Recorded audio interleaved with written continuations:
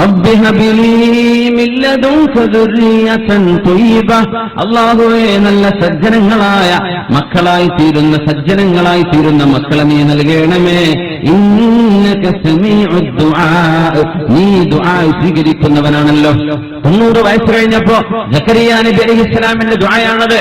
മക്കളെ തരണേ, കുട്ടി വേണം. ഇപ്പോ നമ്മളിപ്പോ കല്യാണം കഴിഞ്ഞ് വർഷങ്ങൾ കാത്തിരിക്കുന്ന ഒരു ചെറുപ്പക്കാരൻ ദ്വാരക്കാൻ വേണ്ടി ഇവിടെ തന്നു.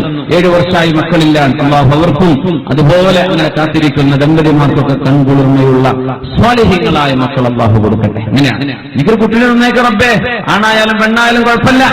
അങ്ങനെയല്ല, എനിക്കൊരു സ്വാലിഹായ കുട്ടിയെ താ റബ്ബേ, അതാണായാലും പെണ്ണായാലും കുഴപ്പമില്ല. അങ്ങനെ ചോദിക്കേണ്ടത്. സ്വാലിഹീങ്ങളെ തരണം. അപ്പോഴാണ് വഹബ്നാ ലഹു യഹ്യാ, ആ പ്രാർത്ഥനക്കാണ് സക്കരിയ നബിക്ക് അല്ലാഹു യഹ്യാ നബിയെ കൊടുത്തത്. സ്വാലിഹായ കുട്ടിയെ വേണം. സ്വാലിഹായ കുട്ടി അല്ലാഹു നമുക്ക് തരട്ടെ.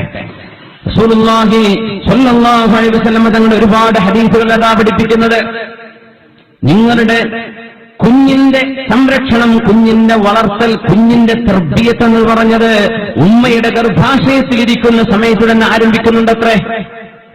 ജനറ്റിക് എഞ്ചിനീയറിംഗിൽ പ്രഗത്ഭനായ പണ്ഡിതന്മാരുണ്ട്, ആധുനികരായ ആലിമീങ്ങൾ. അലാഉദ്ദീൻ ഖബാൻജിയെ പോലെയുള്ള ആളുകൾ ആ വിഷയത്തിൽ റിസർച്ച് ചെയ്ത ആളുകളാണ്. ഗർഭാശയത്തിനുള്ളിൽ കിടക്കുന്ന കുഞ്ഞ് ആ ഉമ്മയിൽ നിന്ന് പഠിക്കുന്ന ആദ്യത്തെ പാഠം ഗർഭം ചുമക്കുന്ന സമയത്താണ്. കുഞ്ഞ് ആദ്യം പഠിക്കുന്ന മദ്രസ ഉമ്മയുടെ ഗർഭാശയത്തിനുള്ളിലാണത്രേ. സുബ്ഹാനല്ലാഹ്. അതുകൊണ്ടാണ് ഉമ്മയുടെ ചുറ്റും ശബ്ദങ്ങൾ ഉണ്ടാകുമ്പോ കുഞ്ഞനങ്ങുന്നത്. ഗർഭാശയത്തിരിക്കുന്ന കുഞ്ഞ് ശബ്ദങ്ങൾക്ക് പ്രതികരിക്കുന്നുണ്ട്. ഉമ്മ കേൾക്കുന്ന അത് ടിവിയുടെ ശബ്ദമാണെങ്കിൽ അത് കുട്ടി അബ്സോർബ് ചെയ്യുന്നുണ്ട്. ഉമ്മ ഓതുന്നത് ഖുർആനാണെങ്കിൽ അത് കുട്ടി അബ്സോർബ് ചെയ്യുന്നുണ്ട്. ഉമ്മ ചൊല്ലുന്ന ദിക്റാണെങ്കിൽ അത് കുട്ടി അറിയുന്നുണ്ട്. ഉമ്മ അനാവശ്യമായ വർത്തമാനങ്ങൾ പറയുകയാണെങ്കിൽ ഈ കുട്ടി അത് സ്വാധീനിക്കുന്നുണ്ട്. ഉമ്മയുടെ ഖൽബിന്റെ ഉള്ളിൽ വിഷമം വരുമ്പോ കുഞ്ഞ് കാലിട്ടടിക്കുന്നുണ്ട്. ഉമ്മ റിലാക്സ് ആയിട്ടിരിക്കുമ്പോ കുഞ്ഞ് ശാന്തമാണ്. മനസ്സിനുള്ളിലുള്ള വികാരങ്ങൾ പോലും കുഞ്ഞു മനസ്സിനുള്ളിലേക്ക് വരുന്നുണ്ടെന്ന ആധുനിക പഠനങ്ങൾ തെളിയിച്ചത് വലിയ അത്ഭുതമാണ്. സിസർ വലിക്കുന്ന ഒരു പെണ്ണുണ്ടായിരുന്നു, അവർ പഠനം നടത്തി. നാട്ടിലൊന്നുമില്ലല്ലോ, മംഗലാടൊന്നും സിസർ വലിക്കുന്ന പെണ്ണുങ്ങളൊന്നുമില്ലല്ലോ. കുറച്ച് കഴിഞ്ഞാൽ അങ്ങനെയൊക്കെ വരും. ബസ് സ്റ്റോപ്പ് വരെ കാൽമക്കാലം കയറി സിസർ വലിക്കുന്നത് ലോകത്ത് പല ഭാഗത്തും കണ്ടു തുടങ്ങി. നമ്മുടെ നാട്ടിലൊന്നും എത്തിയിട്ടില്ല എന്ന് വിചാരിക്കാം. അതൊന്നും എത്താതിരിക്കട്ടെ, കുറച്ച് റബ്ബ് കാക്കട്ടെ. എന്തായിരിക്കും വേണ്ട അവസ്ഥ?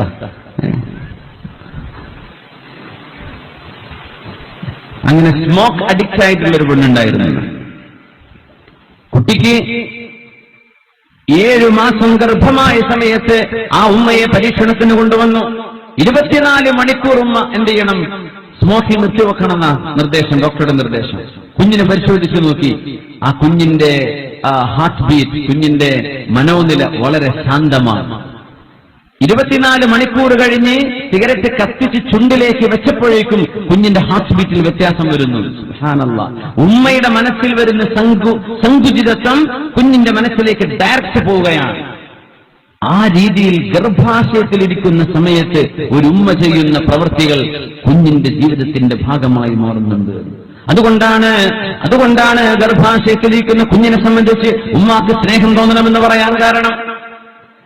ഗർഭാശയത്തിരിക്കുന്ന കുഞ്ഞിനെ കാണുമ്പോ അല്ലാഹുവേ, നിന്റെ റിസ്ക്, നീ തന്ന ഒരു റിസ്ക് എന്റെ വയറ്റിൽ വളരുകയാണ് അല്ലാഹുവേ, അത് സ്വാലിഹായ കുഞ്ഞാക്കി തരണേ എന്ന് പ്രാർത്ഥിച്ചുകൊണ്ട് കുഞ്ഞിനെ വളർത്തുന്ന, അല്ലെങ്കിൽ കുഞ്ഞിന് പ്രസവം ജന്മം നൽകുന്നത് വരെ കൊണ്ടു നടക്കുന്ന ഒരു ഉമ്മയും അല്ലാത്ത ഉമ്മയും തമ്മിൽ വ്യത്യാസമുണ്ട്. ഇതിന്റെ മാതൃകയാണ് ഇമ്രാൻ എന്നവരുടെ ഭാര്യയായിരുന്ന ഹന്നത്ത് ബീവി റളിയല്ലാഹു അൻഹ, മറിയം ബീവിയുടെ ഉമ്മ. ഗർഭം ചുമന്നപ്പോ എന്താ പറഞ്ഞത്?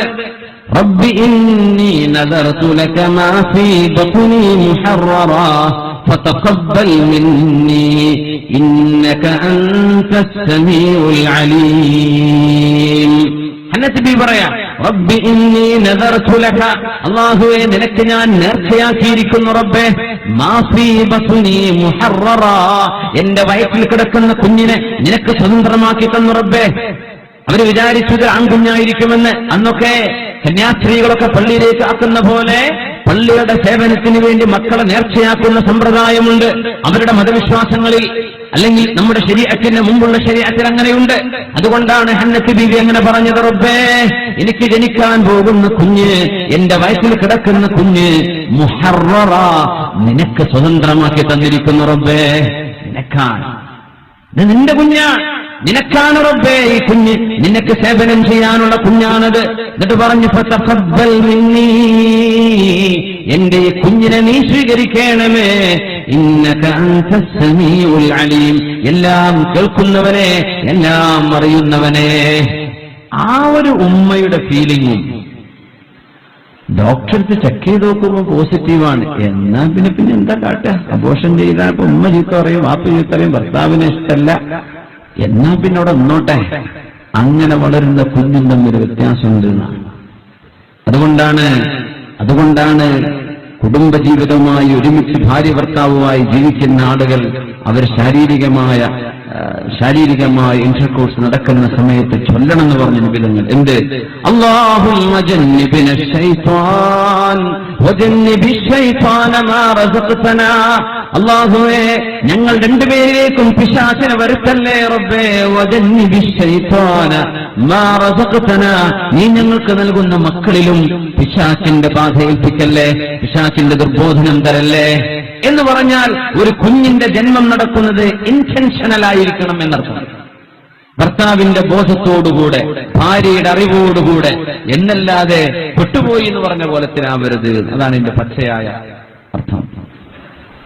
അള്ളാഹുവിനോട് ചോദിച്ചു വാങ്ങാം, എനിക്ക് വേണം റബ്ബേ. അങ്ങനെയൊക്കെ അങ്ങനെ വളരുമ്പോ വയറ്റിൽ കിടക്കുന്ന കുഞ്ഞിനോട് സ്നേഹം തോന്നും. അലാഉദ്ദീൻ ഖബാജി നടത്തിയ ഒരുപാട് പഠനങ്ങളുണ്ട്. കുഞ്ഞിനെ